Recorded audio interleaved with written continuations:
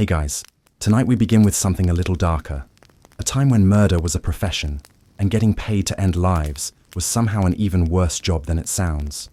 We're diving into what it was really like to be a hired killer in history. Forget the sleek assassins Hollywood sold you. The truth is, you probably wouldn't last a single contract. So, before you get comfortable, take a moment to like the video and subscribe, but only if you genuinely enjoy what I do here. And let me know in the comments where you're tuning in from and what time it is for you. It's always fascinating to see who's joining us from around the world. Now dim the lights, maybe turn on a fan for that soft background hum, and let's ease into tonight's journey together. Congratulations, you've just decided to become a professional killer in ancient Rome. The good news? There's work available. The bad news? Everything else about your new career path is absolutely terrible. Your first client approaches you in a dimly lit tavern, slides a leather pouch across the sticky wooden table, and whispers a name. That name belongs to a wealthy merchant who's been asking too many questions about grain shipments. The pay? 50 denarii, enough to live comfortably for a month, assuming you survive the next week. But here's the thing. Nobody tells you about being a hired killer in history. It wasn't a career. It was a death sentence with a brief paycheck attached. You weren't joining some shadowy brotherhood with training montages and wise mentors. You were stepping into a world where your life expectancy was measured in contracts, not years, and every job brought you closer to your own violent end. Most hired killers throughout history weren't mysterious figures in black cloaks who vanished into the night like smoke. They were desperate people who'd run out of options, former soldiers whose wars had ended, leaving them with violent skills and empty stomachs, escaped slaves who couldn't return to their masters, debtors who owed money to people who collected with knives instead of lawyers, criminal outcasts who'd burned every bridge and had nowhere left to run except into the shadows. The work found you when you were already broken. Maybe you'd killed someone in a tavern brawl and discovered you had a talent for it. Maybe you'd deserted from the army and needed money fast. Maybe your family had been slaughtered and revenge was the only thing keeping you breathing. Whatever brought you to this point, one thing was certain. Nobody grew up dreaming of becoming a hired killer. It was always a last resort, and it was always temporary, because hired killers didn't retire. They just stopped showing up. The training was brutal and brief. There were no ancient martial arts schools or secret mountain monasteries. If you were lucky, an older killer might show you how to hold a blade properly, how to walk silently on different surfaces, and which poisons worked fastest. But mostly you learned by surviving your first few jobs, assuming you did survive them. Many didn't. Your education consisted of trial and error, with fatal emphasis on the error part. You learned that killing someone quietly was much harder than it looked. You discovered that blood made floors slippery, that dying people make unexpected noises, and that escaping a crime scene without being seen required skills nobody had taught you. Every mistake was potentially your last, and there were no second chances in this profession. The equipment was whatever you could steal, borrow, or afford. Forget the elaborate weapons you see in movies. You had a basic knife, maybe some rope, and if you were exceptionally well funded, a small vial of poison that might or might not work as advertised. Your disguises were whatever clothes you could scavenge that didn't immediately scream professional murderer to anyone who saw you. But the real challenge wasn't the killing itself, it was everything else. Getting close to your target without arousing suspicion, planning an escape route from a building you'd never been inside, avoiding the dozens of servants, guards, and witnesses who populated every wealthy household. And then, assuming you succeeded, getting paid by people who now viewed you as a dangerous liability who knew too much. Because here's the thing about clients who hire killers. They don't want long-term relationships. They want a problem solved, and then they want the solver to disappear, permanently. Many hired killers discovered too late that their biggest threat wasn't their target or the authorities.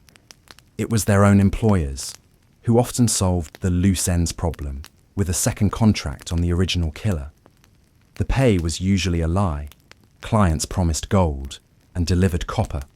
They claimed the job would be simple and safe, then sent you after targets surrounded by armed guards. They swore they'd protect your identity, then sold you out the moment authorities started asking questions. Even when you did get paid, it was never enough to justify the risk, and it was always spent quickly on the kind of temporary pleasures that helped you forget what you'd become. Living as a hired killer meant living in constant paranoia. You couldn't trust your clients, your contacts, or even other killers. Everyone was a potential threat, a possible informant, or a rival looking to eliminate competition. You slept in different places every night, never stayed in one city too long, and kept your real name buried so deep you sometimes forgot it yourself. The isolation was crushing. You couldn't form real relationships because getting close to someone meant endangering them or giving them power over you. You couldn't build a life because you never knew when you'd have to abandon everything and run. You existed in the spaces between normal society, surviving on the margins, always moving, always hiding, always alone. And then there was the psychological toll. Killing people, even terrible people, does something to your mind. It changes how you see the world, how you interact with others, how you value life, including your own. Many hired killers became paranoid, violent, and unstable. Others grew cold and detached, losing their humanity piece by piece with each contract. Some turned to drink or drugs to numb the memories. None of them found peace. The authorities were always hunting you, but they weren't your only concern. Targets had families, friends, and allies who wanted revenge. Other criminals saw you as either useful or threatening, depending on their needs. And rival killers viewed you as competition to be eliminated. You were simultaneously predator and prey, hunter and hunted, valuable and expendable. Most hired killers died violently and young. They were betrayed by clients, caught by authorities, killed by targets' bodyguards, or murdered by competitors. The few who survived long enough to consider retirement usually died anyway, because people in this profession accumulated too many enemies and too many secrets. There was no peaceful ending, no quiet cottage in the countryside, no happy retirement. There was only death, and the only question was when and how it would come. The historical records that mention hired killers at all usually describe them as cautionary tales or criminal footnotes. They lived in the shadows and died in anonymity, leaving behind no monuments, no glory, and no legacy except fear. They were tools used by powerful people to solve problems, then discarded when they became problems themselves. So no, being a hired killer in history wasn't glamorous or profitable or sustainable. It was a brutal, lonely, terrifying existence that attracted only the most desperate people and destroyed even them. It offered power without security, money without peace, and skills that turned you into something less than human. The next time you see a movie about cool, competent assassins living luxurious lives, remember the reality. Remember the desperate former soldiers dying in alleyways, the paranoid outcasts who trusted no one, the broken people who chose violence because all other choices had been taken from them. Remember that behind every hired killer was a human being who'd lost everything, including themselves. In the end, being a hired killer wasn't just a terrible job. It was a slow suicide with extra steps, a profession that consumed its practitioners as surely as any plague or war. Here's part 2 of the script, continuing from where the previous part left off. The reality of a hired killer's existence in history wasn't just about dodging swords and arrows. It was about surviving a world that actively tried to destroy you from the inside out. Every successful job didn't bring relief or celebration. It brought paranoia, isolation, and the creeping knowledge that you were digging your own grave, one contract at a time. Let's talk about the mental toll. You couldn't exactly visit the local tavern and chat about your day. Oh, me? Casual conversation became impossible. Every interaction was calculated, every friendship a potential liability. You learned to speak in half-truths and misdirection, until eventually you forgot how to be genuine with anyone, including yourself.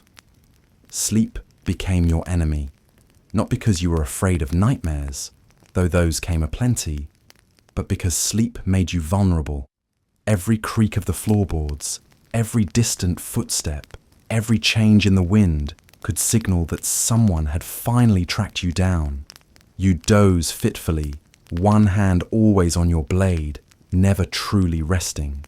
Exhaustion became your constant companion, making you sloppy, paranoid, and prone to the kind of mistakes that got people in your profession very dead, very quickly. And the guilt, the guilt was exquisite torture.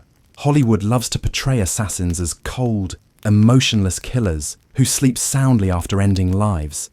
The truth: most historical hired killers were just people, desperate people, who found themselves crossing lines they never imagined they'd cross. That first kill haunted them. The second one felt easier, which somehow made it worse. By the third, they realized they were becoming something they didn't recognize, and there was no going back. The work itself was rarely clean or quick. Poisoning took hours, sometimes days. You'd have to watch your victim suffer, knowing you caused it, unable to show mercy without compromising your own survival. Stabbings were messy, loud, and required you to be close enough to see the life drain from someone's eyes. Even the most skilled killers dealt with botched jobs, wounded targets who screamed and fought back, and the horrible intimacy of taking a life up close. Your body paid the price too. Constantly looking over your shoulder gave you permanent neck pain. The stress manifested in stomach problems, headaches, and a nervous twitch that made you jump at shadows. Poor nutrition from never staying anywhere long enough to eat properly left you thin and weak. Wounds from fights and escapes healed poorly without proper medical care. By 30, if you lived that long, you looked 50 and felt ancient. The worst part? The complete absence of human connection. Love was impossible. Trust was suicide. Friendship was a luxury you couldn't afford. You watched other people live normal lives, marry, have children, grow old surrounded by family, and you knew that would never be you. You were a ghost haunting the edges of society, necessary but never welcome, feared but never respected. Some tried to justify their work. They told themselves they only killed bad people, corrupt officials, tyrants who deserved it. But the coin didn't care about your moral compass. Eventually, you'd be asked to kill someone innocent, someone young, someone who reminded you of yourself before you made that first terrible choice. And you'd realize that the person you'd become was no better than the worst of your victims. The isolation bred strange behaviors. Some killers talked to themselves constantly, desperate for any human voice, even their own. Others collected small trinkets from their victims, not as trophies, but as proof that these people had existed, that their deaths meant something. Many turned to drink or drugs, anything to numb the constant fear and self-loathing. The lucky ones went mad quickly. The unlucky ones retained just enough sanity to understand exactly what they'd become. Money became meaningless after a while. What good was gold when you couldn't spend it freely? When every purchase was a risk, every transaction a potential exposure. You'd accumulate wealth you could never enjoy, coins that served mainly as reminders of all the lives you'd taken to earn them. Some killers buried their earnings, planning for a retirement that would never come. Others spent recklessly, knowing they wouldn't live long enough to need savings. The few who tried to retire found it impossible. Your reputation preceded you everywhere. Former employers saw you as a liability. New communities sensed something wrong about the quiet stranger who jumped at loud noises and never talked about his past. Law enforcement, what little existed, eventually connected dots and came looking. There was no witness protection program, No new identity services. Once you were a killer, you were marked for life. And then there were the families of your victims. Unlike in movies, people didn't just disappear without consequences. Sons grew up planning revenge. Brothers swore blood oaths. Wives hired other killers to track you down. You weren't just running from the law or your employers. You were running from an ever-growing list of people who had very personal reasons to want you dead. The smart ones, and there weren't many, tried to become indispensable to powerful people. They'd attach themselves to a lord or merchant who could provide protection in exchange for exclusive services. But even this was temporary. Powerful people died, fell from grace, or decided their pet killer knew too much. Loyalty was a one-way street that always led to a dead end. Physical deterioration was inevitable. The constant stress aged you rapidly. Your hands shook from nerves and poor nutrition. Your eyesight suffered from strain and sleepless nights. Injuries accumulated without proper healing. Many killers developed distinctive scars or limps that made them easier to identify, defeating the whole purpose of staying anonymous. Some tried crude disguises, but without professional help, these usually made them look more suspicious, not less. The truly tragic ones were those who'd been skilled at something else before turning to murder. Former artisans whose hands had once created beauty now only dealt death. Ex-soldiers who'd fought honorably in wars but couldn't find honest work in peacetime. Scholars who'd traded knowledge for killing because books didn't pay enough to eat. They carried the ghost of who they might have been, a constant reminder of the path not taken. Even successful killers lived in constant fear of being replaced by someone younger, faster, more desperate. The profession had no loyalty, no job security, no retirement benefits.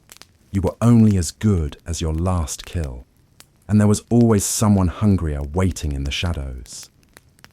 Age was death in this business.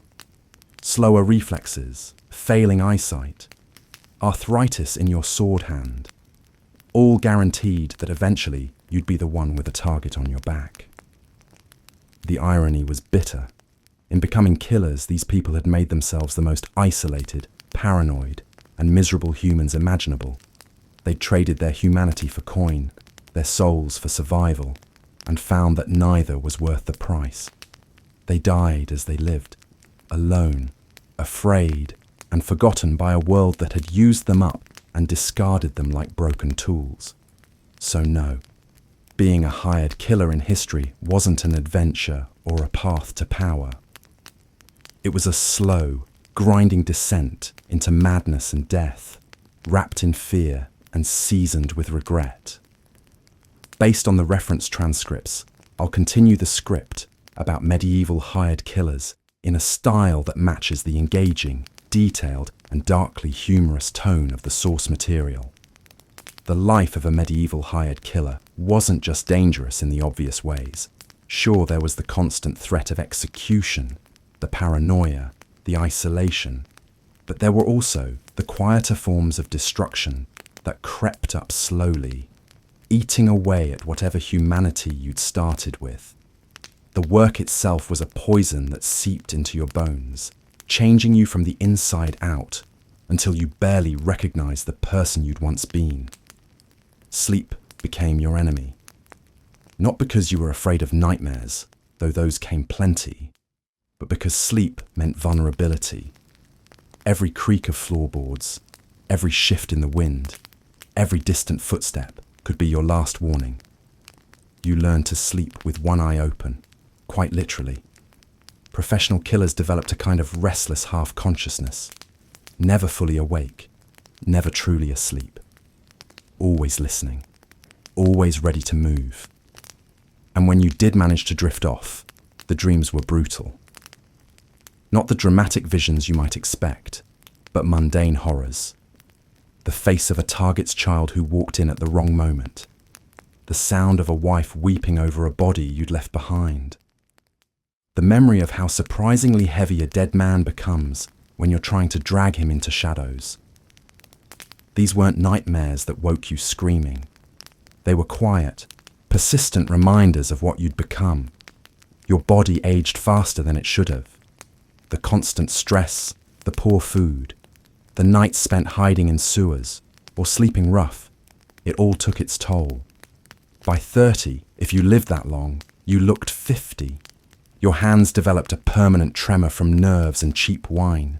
Your back ached from sleeping on stone floors. Your teeth rotted from a diet of stale bread and whatever you could steal. But the worst part was the silence. Not the silence of your victims, but your own. You couldn't tell stories about your work. You couldn't share the burden with anyone. You couldn't even admit to yourself what you were becoming. So you carried it alone, this growing weight of death and deception, until it crushed whatever spark of humanity you'd once possessed. The few who lasted long enough to see their reflection in a polished blade often didn't recognize the face staring back. Hollow eyes, sunken cheeks, the look of someone who'd seen too much and forgotten how to feel anything about it. You became a ghost long before you died, haunting the edges of a world that had no place for what you'd become.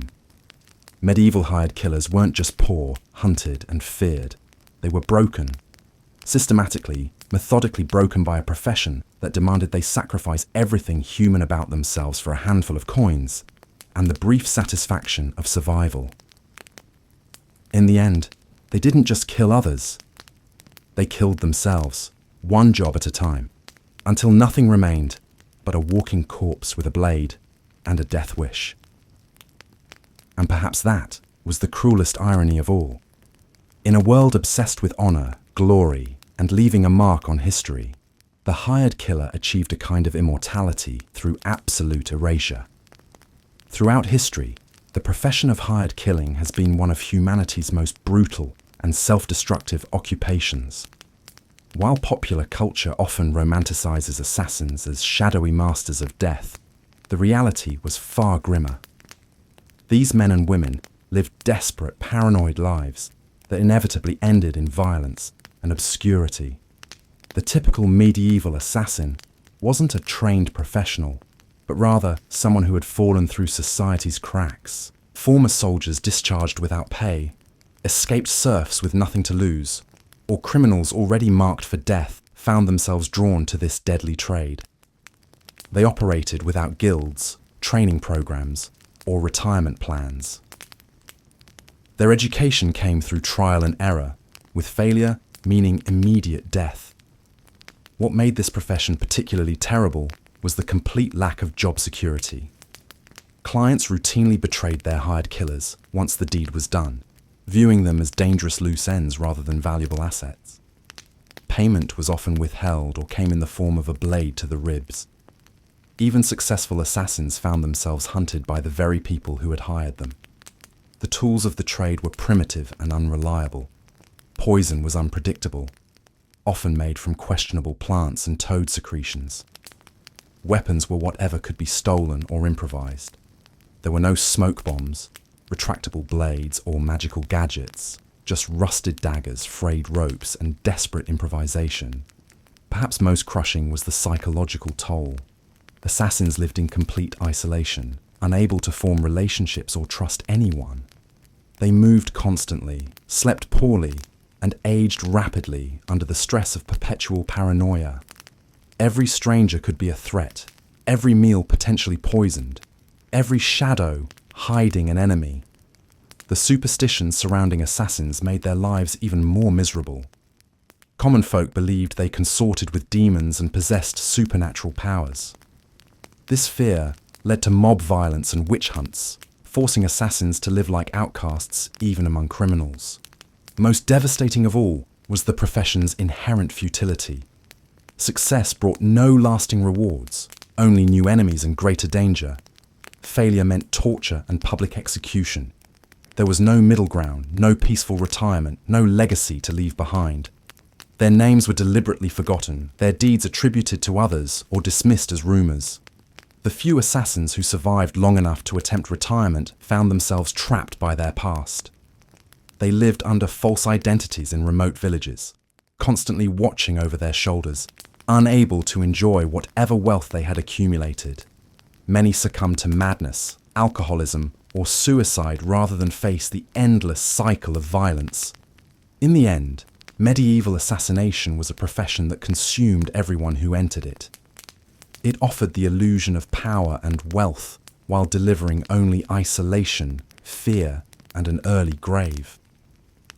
Those who thought they could master death inevitably found that death had mastered them instead. Looking at your script so far and the reference materials, here's part 5, continuing from where you left off.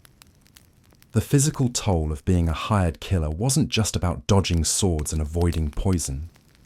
Your body became a map of violence, scarred and broken by years of crawling through sewers, scaling walls, and fighting for your life in situations no human was meant to survive.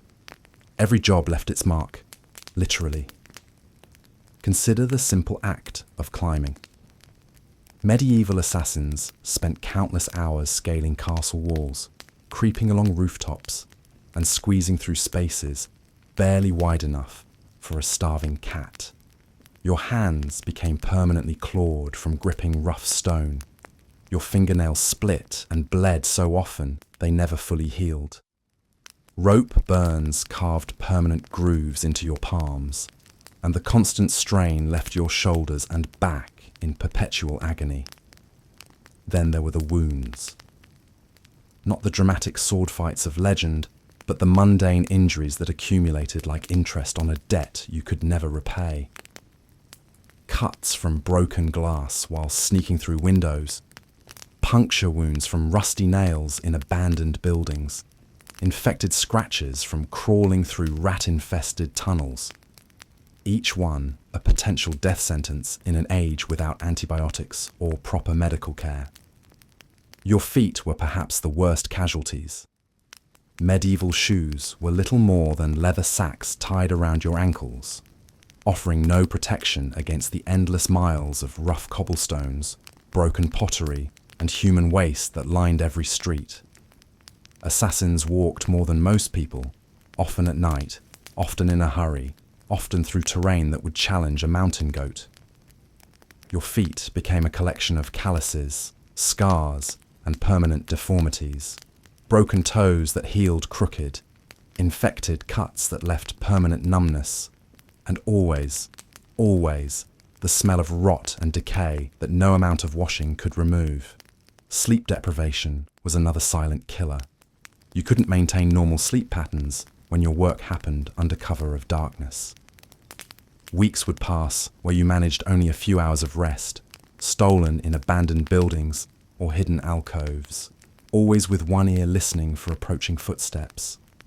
Chronic exhaustion made you clumsy, paranoid, and prone to the kind of mistakes that got assassins very publicly executed. The malnutrition was equally devastating. You couldn't exactly waltz into the local tavern and order a hearty meal when half the city guard was looking for a mysterious figure matching your description. You ate when you could, what you could find, often food that had been discarded or forgotten. Stale bread, rotting fruit, occasionally the contents of someone else's soup bowl if you were desperate enough.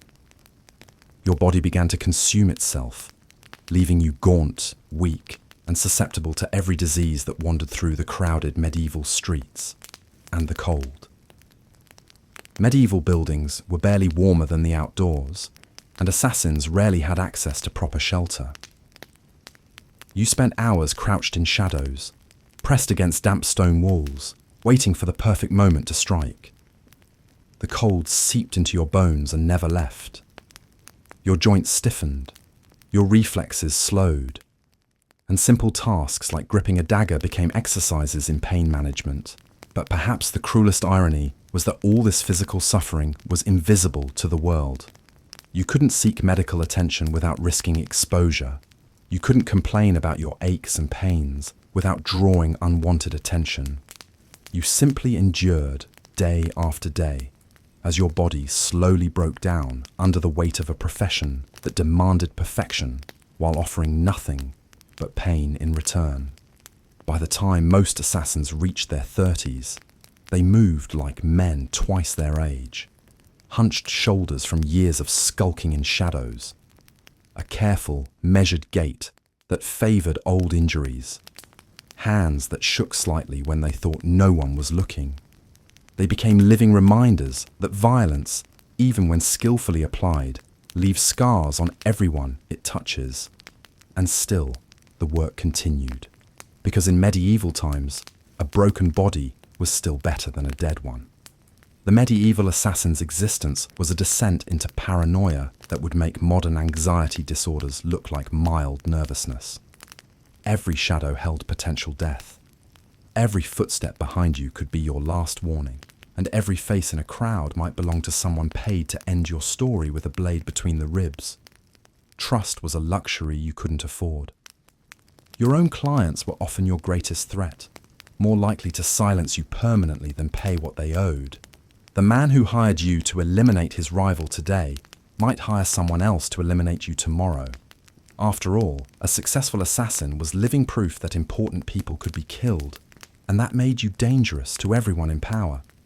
Sleep became a strategic nightmare. You couldn't stay in the same place twice, couldn't develop routines, couldn't form relationships. Every innkeeper who remembered your face was a potential witness. Every serving wench who noticed your nervous habits might describe you to the wrong person. You learned to sleep sitting up, back to the wall, hand on your weapon, ears tuned to every creak of floorboards and whisper of wind through shutters. The psychological toll was merciless. You lived in a state of constant hypervigilance that would break most minds within months. Every meal might be poisoned by enemies who knew your methods better than you thought. Every drink could be your last. You started seeing threats everywhere because threats actually were everywhere. The paranoia wasn't madness. It was survival instinct, working overtime in a profession where being wrong once meant being dead. Isolation wasn't just professional necessity. It was emotional survival. You couldn't afford to care about anyone because caring made you vulnerable.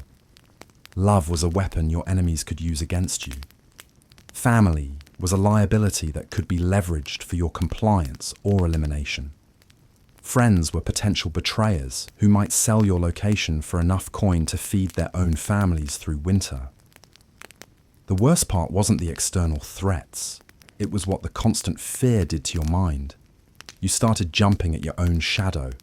You developed tics, nervous habits, and involuntary responses that marked you as someone living on the edge of sanity. Your hands shook when you weren't holding a weapon. You spoke in whispers, even when alone. You counted exits compulsively and memorized escape routes from every room you entered. And the irony was bitter.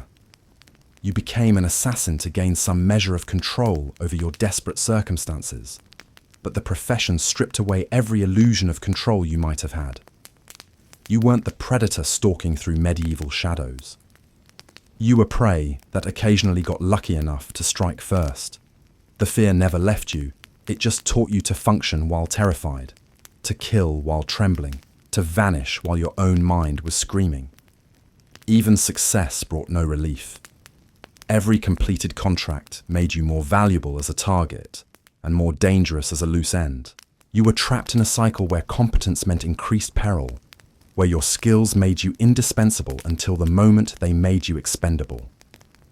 Throughout history's blood-stained pages, few professions have been as universally feared, misunderstood, and ultimately doomed as that of the hired killer.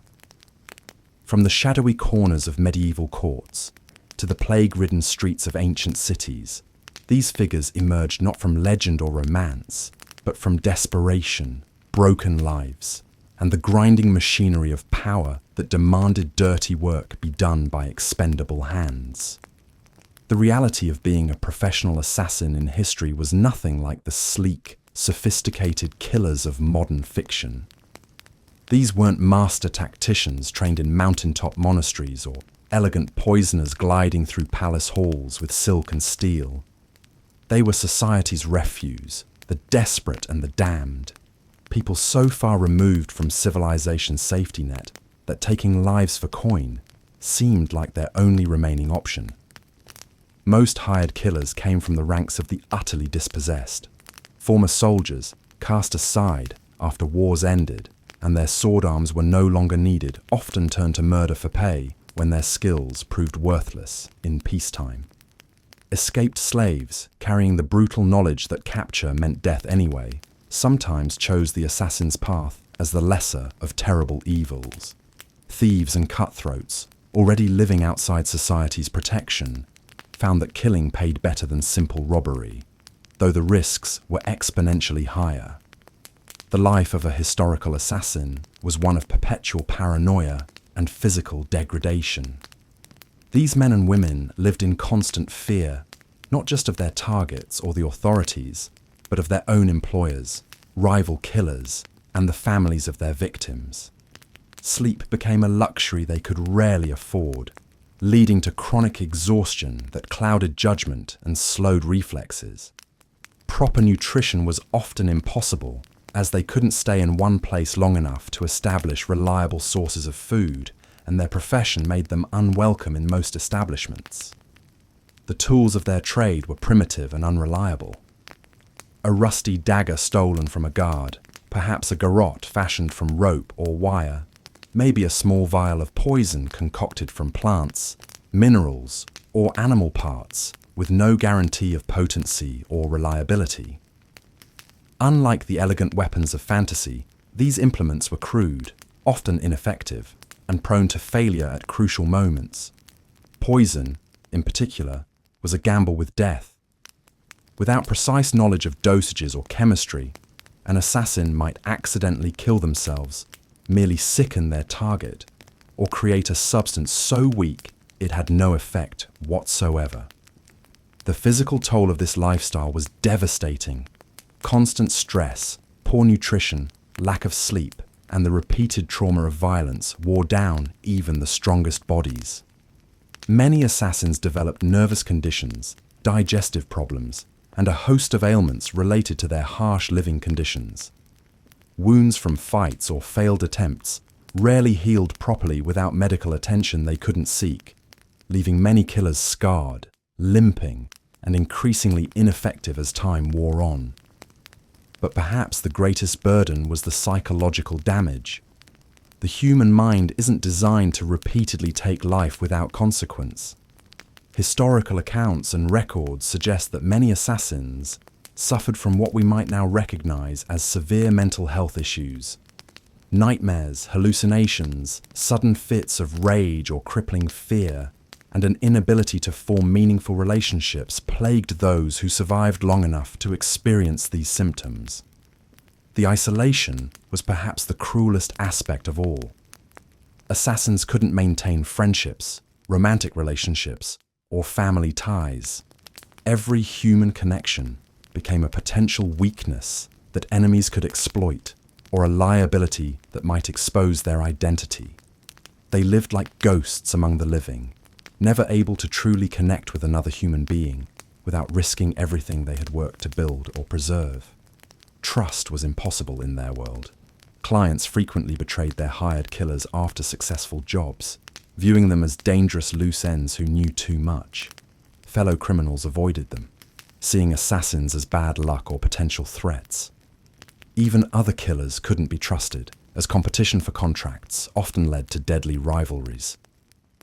This complete absence of reliable human connection drove many to madness or suicide, long before their enemies could find them. The work itself was far more difficult and dangerous than popular imagination suggests. Targets of assassination were typically well protected, paranoid individuals who surrounded themselves with guards, tasters, and elaborate security measures. A medieval lord didn't simply walk alone through dark alleys waiting to be stabbed. They travelled with armed retinues, slept in fortified chambers with multiple locks, and employed servants whose job it was to watch for exactly the kind of threat an assassin represented. Getting close enough to strike required weeks or months of careful planning, infiltration, and often pure luck. An assassin might spend their entire savings bribing servants, acquiring disguises, or simply waiting for the right opportunity. only to have their target change locations unexpectedly or increase their security measures. The margin for error was essentially zero, as failure almost certainly meant capture, torture, and a public execution designed to deter others from similar attempts. Even successful assassinations brought new dangers. The moment a target fell, the killer became the most wanted person in the region. City gates would be sealed, searches would begin immediately, and substantial rewards would be offered for information leading to capture. An assassin's work was never truly finished until they had escaped completely, assumed a new identity, and traveled far enough from the scene to avoid recognition. The financial rewards, often the primary motivation for entering this profession, were usually disappointing. Clients routinely cheated their hired killers, offering partial payment, counterfeit coins, or simply disappearing entirely once the job was done. Many contracts were elaborate traps designed to eliminate inconvenient people while providing plausible deniability for the true architects of the scheme. An assassin might discover too late that they had been hired not to kill a genuine target, but to die in the attempt, eliminating evidence of a larger conspiracy. The few who did receive payment found that their earnings came at an enormous cost. The money was often blood-stained in the most literal sense, carrying with it the weight of lives taken and the constant reminder of the violence required to earn it. Many assassins reported an inability to enjoy their profits, finding that every coin spent felt like a piece of their soul being traded away. Retirement was not an option in this profession. Unlike other dangerous occupations where one might eventually step back and live quietly on their earnings, assassins carried their past with them forever. Former clients, surviving family members of victims, rival killers, and law enforcement agencies all represented ongoing threats that never diminished with time. The skills that made someone effective at killing for money were not easily transferable to legitimate occupations, and the psychological damage inflicted by years of violence made normal social interaction nearly impossible. Those few assassins who attempted to leave the profession behind found themselves trapped in a different kind of prison. They lived under assumed names in constant fear of discovery, unable to form genuine relationships or find meaningful purpose in their remaining years. Many turned to alcohol or other substances to numb the psychological pain, further degrading their health and shortening their already precarious lives. The historical record shows that most professional killers died young and violently. Some fell victim to their intended targets or the target's guards. Others were killed by competing assassins, betrayed by their employers, or executed by authorities after capture. A significant number appear to have died by suicide, unable to bear the weight of their actions and the impossibility of escape from their chosen path. Those who lived longer often descended into madness or became so physically debilitated that they could no longer function effectively. Historical accounts describe aged assassins as broken, paranoid individuals who jumped at shadows and trusted no one, living like feral animals in the margins of society until death finally claimed them. The superstitions surrounding assassins in historical societies added another layer of misery to their existence. Common people viewed them not just as criminals, but as cursed beings in league with dark forces. This belief made it even more difficult for killers to find shelter, food, or basic human kindness when they needed it most.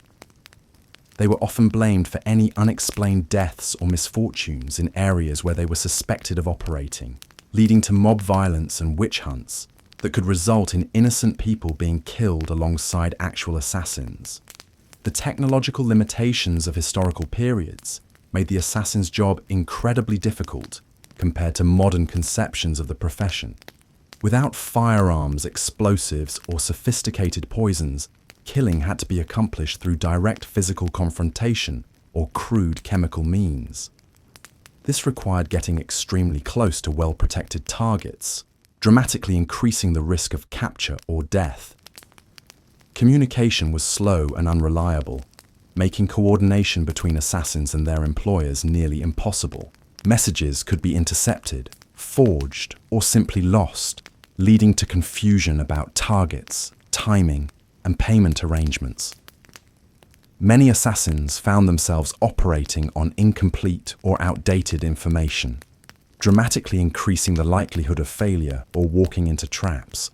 Medical knowledge was primitive, meaning that even minor injuries sustained during assassination attempts could prove fatal.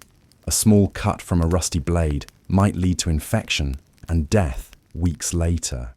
Poison meant for targets could accidentally contaminate the assassin through skin contact or inhalation. The constant physical demands of the profession, combined with poor living conditions and inadequate medical care, meant that an assassin's body was constantly breaking down.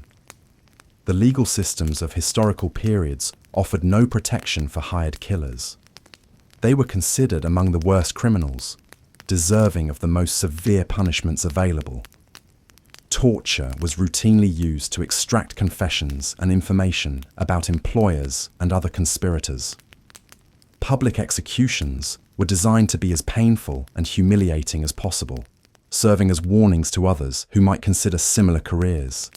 Even in societies where violence was common and life was cheap, assassins occupied a special category of revulsion. They violated fundamental social bonds by killing for money rather than passion, honor, or survival. This made them pariahs even among other criminals who might rob or fight, but drew the line at murder for hire. The psychological profile of historical assassins reveals the desperate circumstances that drove people to this profession. These weren't individuals who chose killing as a career path from among many options. They were people who had lost everything else, who saw no other way to survive in harsh and unforgiving societies. The decision to become an assassin was typically made in moments of extreme desperation, when all other possibilities had been exhausted or stripped away. The training, such as it was, came through trial and error, with a heavy emphasis on error. There were no schools for assassins, no mentors willing to pass down techniques and wisdom. Those who survived their first few attempts might learn from their mistakes, but many died in their initial efforts to kill for money. The learning curve was steep and unforgiving, with failure meaning death or capture. The social impact of historical assassins extended far beyond their immediate victims. Their existence forced nobles and other potential targets to live in constant fear, surrounding themselves with elaborate security measures that made normal life nearly impossible. The knowledge that hired killers were available for the right price created an atmosphere of paranoia and suspicion that poisoned political and social relationships across entire societies. Families of assassination victims often carried grudges for generations, creating cycles of violence that could persist long after the original killers were dead. The fear of assassination led to increased militarization of society, as those with power surrounded themselves with armed guards and fortified residences.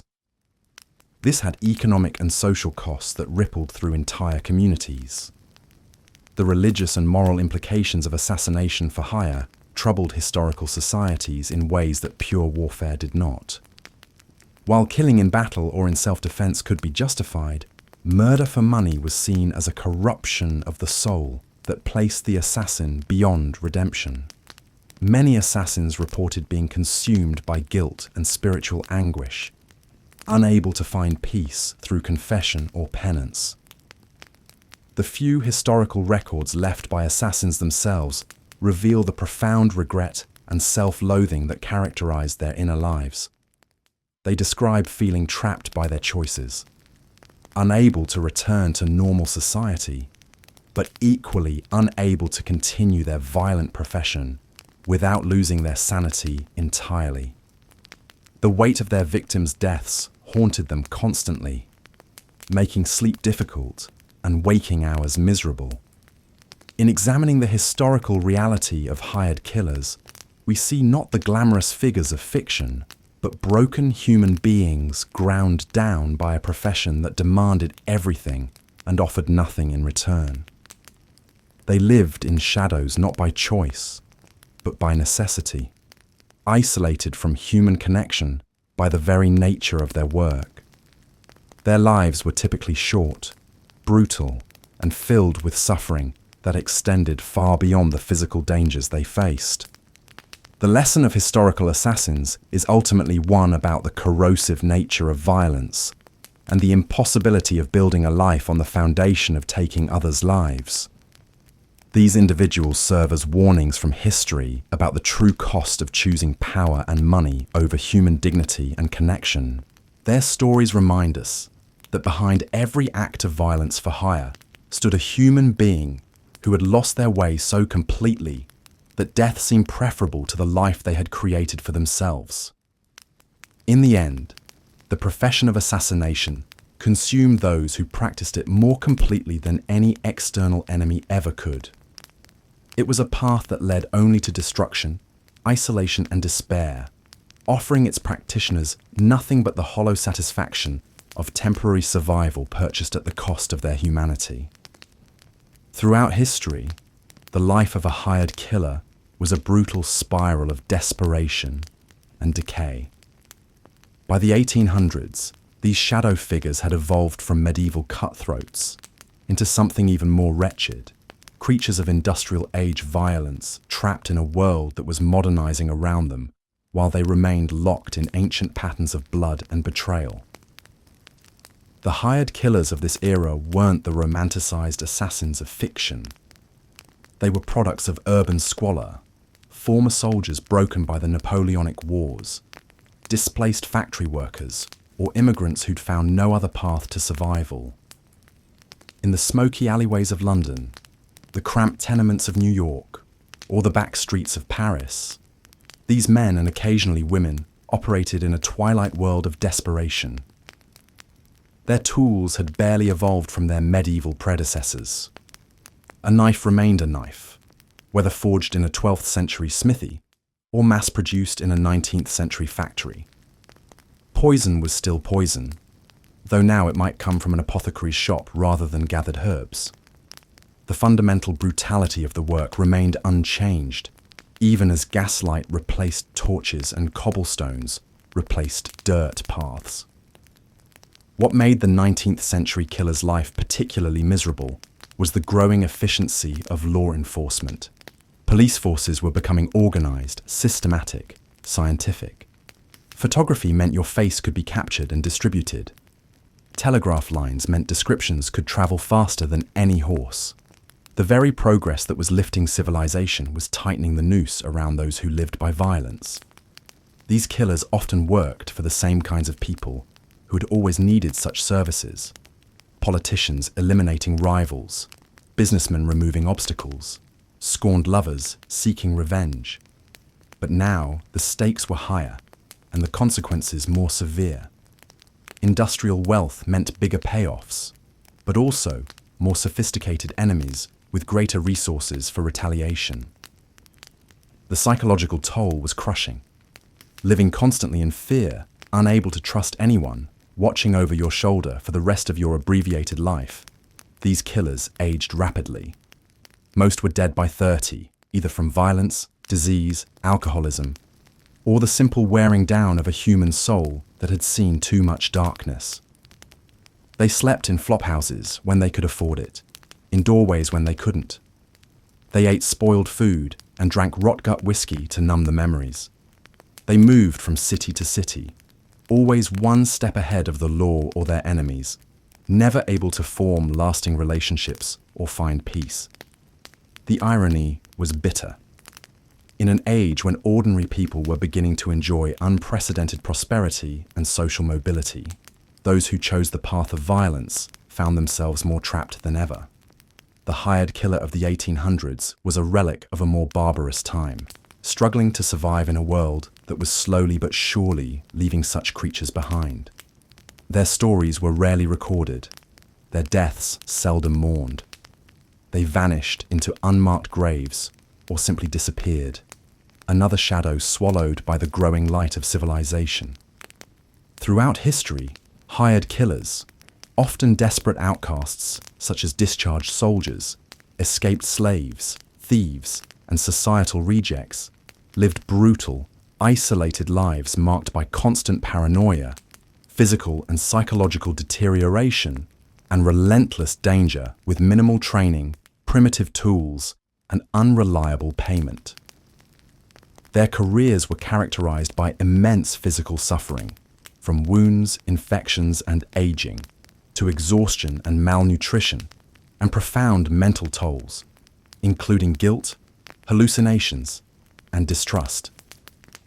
Operating in clandestine, treacherous environments across eras, from ancient Rome and medieval societies to the 1800s, these individuals face betrayal from clients, law enforcement, and rivals, with no real hope of retirement or normalcy, often dying young or mentally broken. Their lives left no legacy, only fear and warning, as they became shadows of humanity consumed by violence, despair, and the inexorable justice of time. But perhaps the most insidious aspect of this wretched profession was how it slowly consumed not just the body, but the very soul of those trapped within it. By the time most hired killers reached their third or fourth year in the business, they were no longer the same people who had first picked up a blade in desperation. The constant need for vigilance had rewired their minds into instruments of perpetual suspicion and fear. Sleep became an enemy. Many developed severe insomnia, their minds racing through endless scenarios of betrayal and death. When exhaustion finally forced them into unconsciousness, nightmares plagued their rest. They dreamed of faces, victims whose eyes they could never forget, clients who had double-crossed them, and shadowy figures pursuing them through endless corridors. Some began talking to themselves, holding conversations with the dead, or rehearsing alibis for crimes not yet committed. The isolation was perhaps the cruelest torture of all. Human beings are social creatures, yet the nature of assassination demanded complete solitude. No friendships could be formed when any conversation might reveal too much. No lovers could be trusted when pillow talk might become testimony at a trial. Even casual interactions with merchants or innkeepers carried risk. Too much familiarity might make them memorable, too little might make them suspicious. Many assassins developed elaborate rituals to maintain some semblance of sanity. They might carve marks into hidden surfaces to count their kills, not out of pride but from a compulsive need to impose order on chaos. Others became obsessed with cleanliness, washing their hands compulsively as if they could scrub away the blood that seemed to permanently stain their skin. Some collected small objects, stones, coins, pressed flowers, meaningless trinkets that represented the only beauty they dared allow into their lives. The physical toll was equally devastating. Years of poor nutrition, sleeping in damp hideouts, and constant stress aged assassins rapidly. Their teeth rotted from cheap food and anxiety-induced grinding. Their hair often turned prematurely grey or fell out entirely. Scars accumulated not just from fights, but from infections that festered in unsanitary conditions.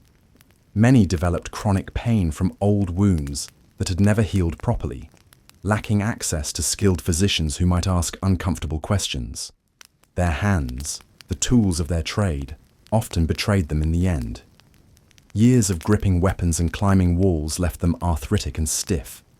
The very appendages that had once moved with deadly precision became gnarled and unreliable. Some compensated by switching to poison, but even that required steady hands to measure doses and steady nerves to execute the deed. The mental degradation was perhaps most tragic of all. Men and women who might once have been farmers, soldiers, or craftspeople found their entire identity consumed by death. They began to see potential victims everywhere, analyzing how they would kill every person they encountered, noting exits and weapons, calculating risks and rewards even in the most innocent situations.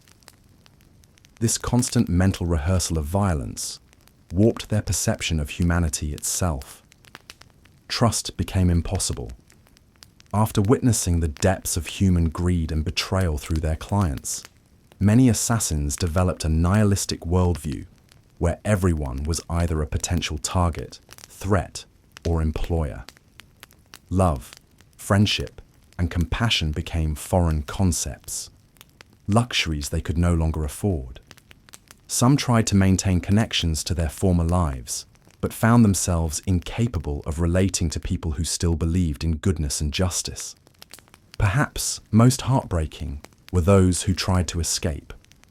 Occasionally, an assassin would attempt to leave the life behind, maybe after a particularly brutal job or a close call with death. They would travel to distant lands, adopt new names, and try to build something resembling a normal existence. But the skills that had kept them alive as killers made them perpetual outsiders in civilized society.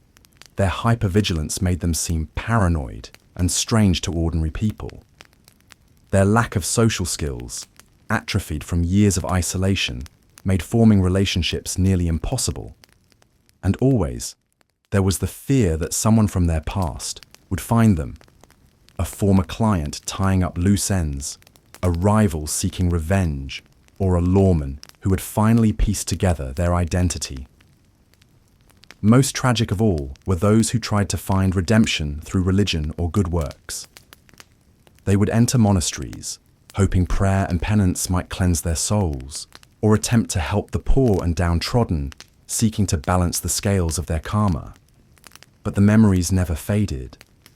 The faces of their victims appeared in every shadow, and the weight of their deeds crushed any hope of genuine peace. In the end, the profession of assassination was not just about taking lives. It was about the slow, inexorable destruction of one's own humanity.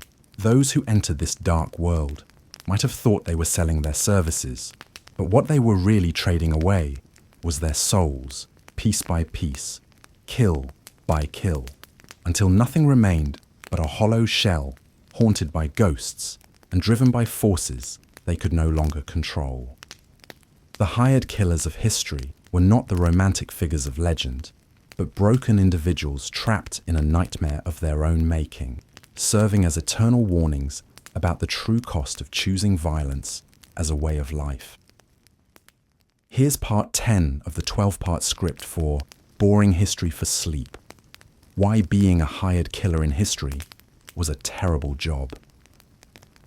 The physical toll of being a medieval assassin wasn't just about dodging swords or surviving poison attempts. It was about what the job did to your body, day after day, year after year, until you barely recognized the person staring back at you from a muddy puddle. If you managed to survive more than a few contracts, which was already beating astronomical odds, you'd start to notice changes. Subtle at first, then undeniable. Your hands would develop a permanent tremor, not from fear, though there was plenty of that, but from the constant tension of gripping weapons, climbing walls, and maintaining perfect silence while your muscles screamed for relief. Those same hands would become covered in small scars, cuts from blades, burns from ropes, punctures from thorns during midnight escapes through hedgerows. Each mark told a story you could never share with anyone. Sleep became a foreign concept. Real sleep, the kind where you actually rested, vanished sometime after your third or fourth kill. Instead, you existed in a state of constant half-awareness. One eye open, one ear listening, ready to bolt at the first sign of danger. This chronic exhaustion aged you rapidly. Men in their 20s looked 40. Those who reached 30 looked ancient, their faces lined with premature wrinkles carved by stress and sleepless nights. Your diet consisted of whatever you could steal, scavenge, or buy with coins that might be traced back to blood money. Fresh food was a luxury you couldn't afford, both financially and practically. You ate stale bread, questionable meat, and whatever didn't require cooking over a fire that might give away your position. Malnutrition was common. Teeth fell out. Hair thinned. Your body consumed itself, trying to maintain basic functions while you pushed it beyond reasonable limits. Walking became an art form, but not in a graceful way. Years of creeping through shadows, avoiding creaky floorboards, and moving without sound left you with an odd, careful gait. Even when you weren't working, you moved like someone perpetually sneaking. Your posture suffered from countless hours crouched in hiding spots, pressed against walls, or contorted into impossible positions while waiting for the perfect moment to strike. Injuries accumulated like interest on a debt you could never repay. A twisted ankle from leaping off a roof. A dislocated shoulder from hanging by your fingertips. Knife wounds that healed poorly because you couldn't seek proper medical attention. Each injury left you slightly weaker, slightly slower, slightly more vulnerable to the next job. And there was always a next job because assassins didn't retire. They just got sloppy enough to die. The constant stress wreaked havoc on your digestive system. Nervous stomach became a permanent condition. You'd vomit before jobs, not from fear exactly, but from the sheer physical response to sustained terror. Your body knew what your mind tried to ignore, that each contract might be your last. Cold became your enemy. Not just the weather, though medieval winters were brutal enough, but the bone-deep chill that came from spending too many nights in damp cellars, abandoned buildings, or outdoor hiding spots. Your joints ached constantly. Arthritis set in early and stayed late. Some mornings you could barely move your fingers enough to grip a weapon. Your eyesight deteriorated from straining to see in darkness, from peering through keyholes, from the constant vigilance required to spot threats before they spotted you. But you couldn't exactly visit the local physician for spectacles. Poor vision in your line of work meant poor survival odds. Perhaps most disturbing was how your body began to move on its own. Muscle memory developed for violence. Your hand would automatically drift to where you kept your blade when anyone approached. You'd find yourself sizing up every person you met, calculating how quickly you could kill them if necessary. Your body had learned to be a weapon, and it never fully forgot that lesson. Scars told stories you wished you could forget. The long, thin line across your ribs from when a target's bodyguard was faster than expected. The puckered mark on your shoulder from a crossbow bolt that missed your heart by inches. The burn on your forearm from Greek fire that splashed during a castle infiltration, gone wrong. Each scar was a reminder of how close you'd come to joining your victims. Your breathing changed too. Years of holding your breath in cramped hiding spaces, of controlling every sound your body made, left you with shallow, nervous respirations. Even in safe moments, if such things existed for an assassin, you never quite breathed easy. Your lungs had forgotten how to fully expand, how to take in air without calculating whether the sound might give you away. The work destroyed your natural circadian rhythms. Most contracts happened under cover of darkness, so you became a creature of the night. But you couldn't sleep peacefully during the day either, because that's when your enemies might come hunting. You existed in a grey twilight world, never fully awake, never truly asleep, always caught between exhaustion and hypervigilance. Your sense of taste diminished from years of testing food for poison, from eating whatever was available regardless of quality, from the constant metallic taste of fear in your mouth. Food became fuel, nothing more. The simple pleasure of a well-prepared meal was another casualty of your chosen profession. And then there were the phantom pains. Aches in places where you'd never been injured. Twinges that reminded you of close calls. Imaginary wounds that felt real enough to make you check for blood. Your nervous system, overwrought from constant stress, began sending false signals. Pain without cause, numbness without reason, tremors that came and went like unwelcome visitors. By the time you'd survived long enough to be considered experienced, your body was a collection of barely functioning parts held together by stubbornness and spite.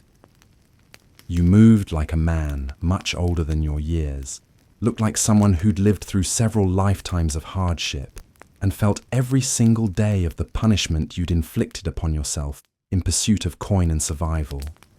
The irony wasn't lost on anyone who bothered to notice. In trying to make a living by ending lives, you'd systematically destroyed your own. Your body became both your weapon and your victim, shaped by violence until it could no longer remember what peace felt like. And still, somehow, you kept going.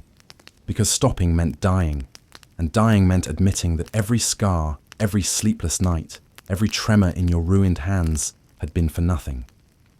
The physical deterioration was just the beginning.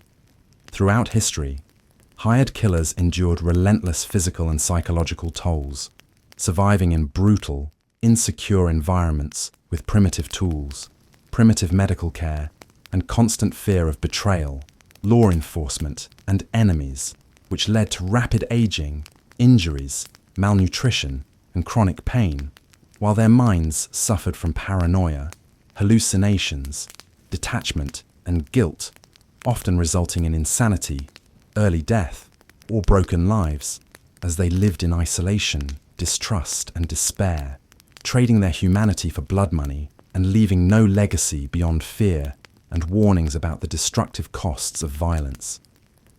But even this bleak existence had one final, bitter irony.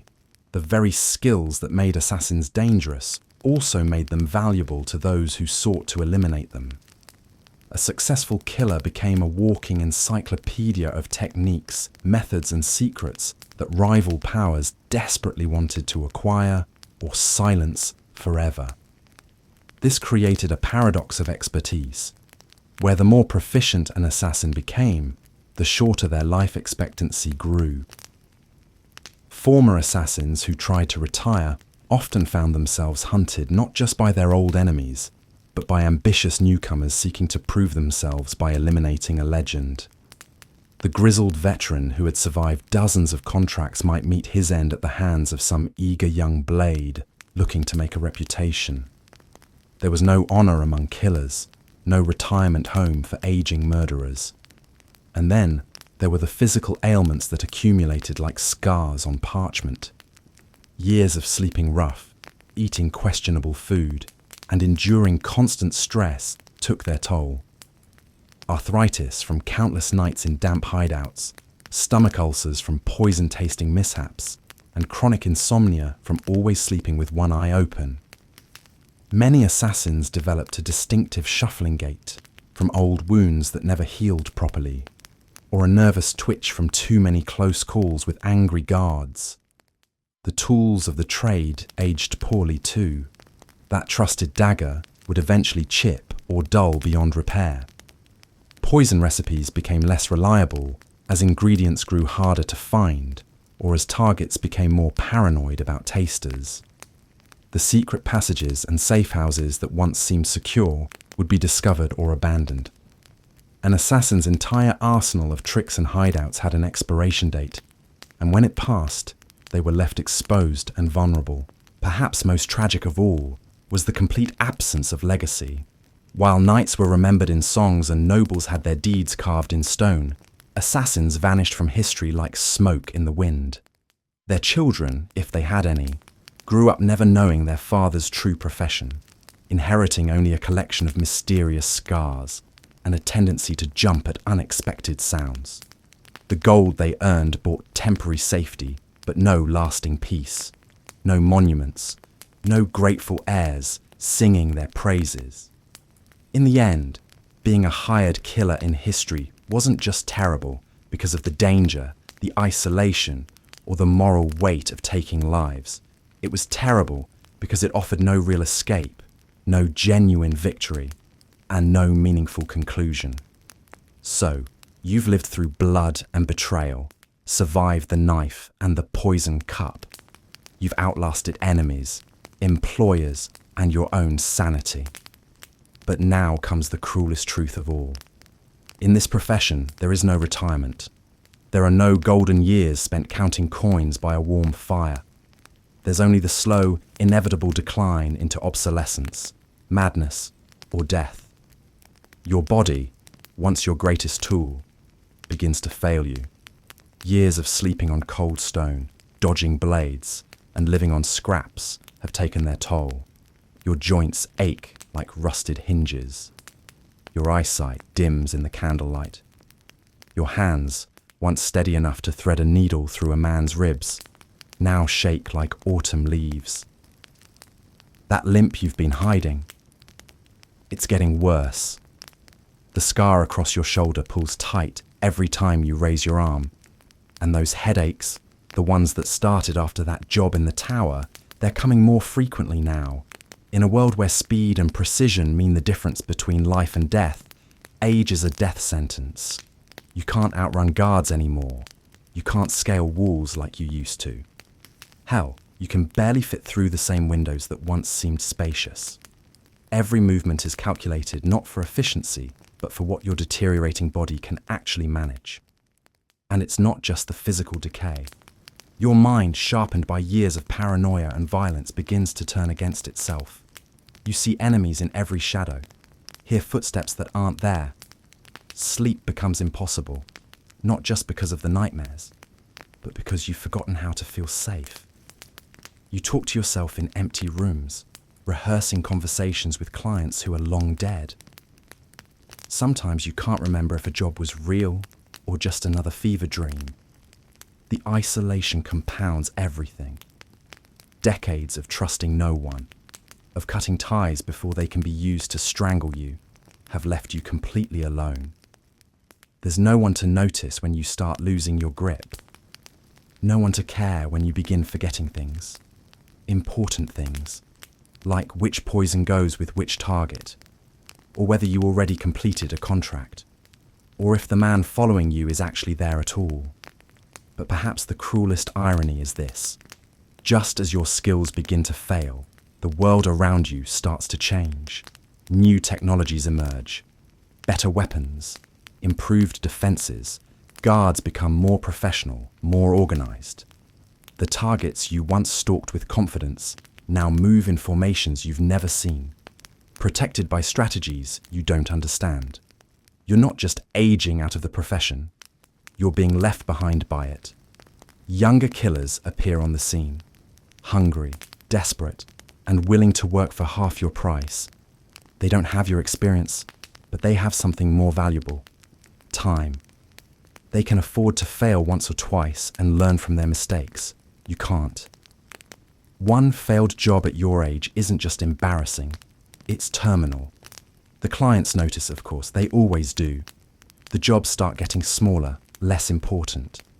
Instead of eliminating bishops and barons, you're asked to handle petty merchants and unfaithful wives.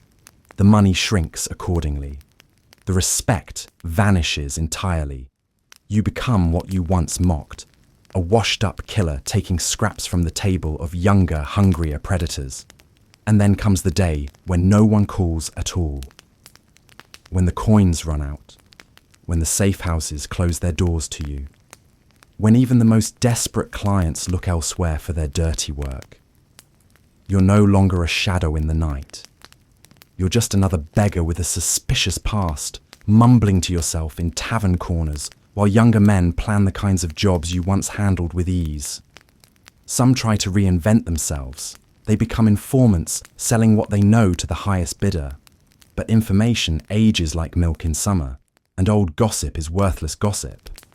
Others attempt to train the next generation, passing on their skills in exchange for protection or a share of the profits. But assassins don't make good teachers.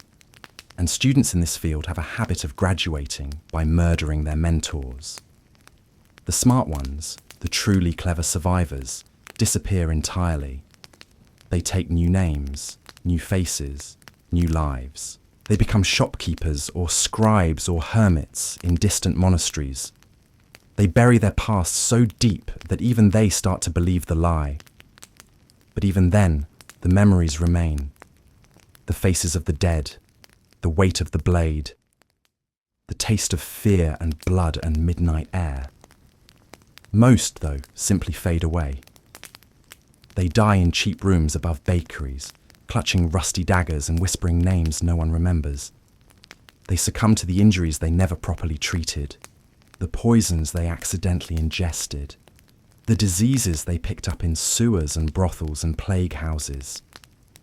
Their bodies are found days later, if they're found at all, and buried in unmarked graves, with whatever coins they had left tucked into their rotting clothes. But perhaps that's fitting, because a medieval assassin was never meant to have a future. From the moment you took your first contract, you were living on borrowed time. Every successful kill was just another step toward your own inevitable end. The profession didn't offer security or prosperity or peace. It offered only the promise that you would die as you lived, alone, forgotten, and probably in pain. So no, you wouldn't retire. You wouldn't grow old gracefully. You wouldn't tell stories to grandchildren, or tend a garden, or watch sunsets from a porch you'd earned through honest work. You would simply stop. One day, the world would move on without you, and no one would notice the absence of one more shadow that had learned too late that all shadows eventually fade when the light changes direction.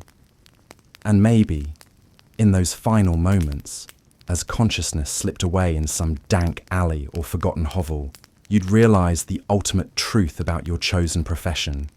You hadn't just killed for money.